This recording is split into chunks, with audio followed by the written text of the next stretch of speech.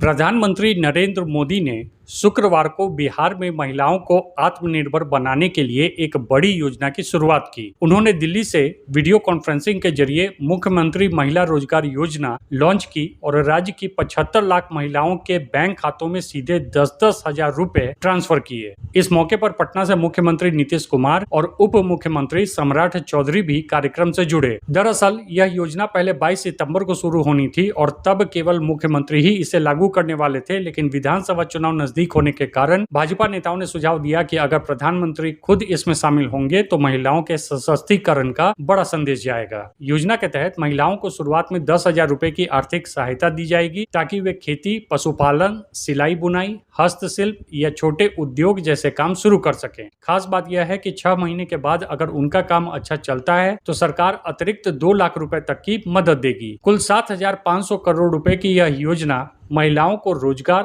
और आत्मनिर्भरता की ओर बढ़ने के उद्देश्य से शुरू की गई है। योजना की शुरुआत करते हुए पीएम मोदी ने राष्ट्रीय जनता दल के शासनकाल पर हमला बोला और कहा कि उस दौर में बिहार में लालटेन सरकार थी जहां महिलाओं को सबसे ज्यादा परेशानियां झेलनी पड़ती थी। उन्होंने कहा कि सड़कें टूटी रहती थी, पुल और अस्पताल तक की सुविधाएं नहीं थी, बाढ़ आने पर गर्भवती महिलाएं समय पर अस्पताल तक नहीं पहुंच पाती थी। मोदी ने यह भी दावा किया कि नीतीश कुमार के नेतृत्व में अब बिहार में कानून का राज है और बेटियां सुरक्षित होकर घर से निकल सकती हैं, यहाँ तक कि देर रात भी काम कर सकती हैं। हालांकि इस योजना पर विपक्ष ने सवाल उठाए हैं। कांग्रेस ने इसे चुनाव से पहले वोट की रेवड़ी करार दिया। पार्टी सचिव जयराम रमेश ने कहा कि प्रधानमंत्री लगातार कर्नाटक की कांग्रेस सरकार की गृह लक्ष्मी योजना की आलोचना करते रहे हैं, जिसमें महिलाओं को हर महीने 2,000 रुपए दिए जाते हैं, लेकिन अब चुनाव के समय खुद बिहार में एक मुश्त 10,000 रुपए की मदद बांट रहे हैं। उन्होंने कहा कि यह हताशा का कदम है और बिहार की महिलाएं इसे अच्छी तरीके से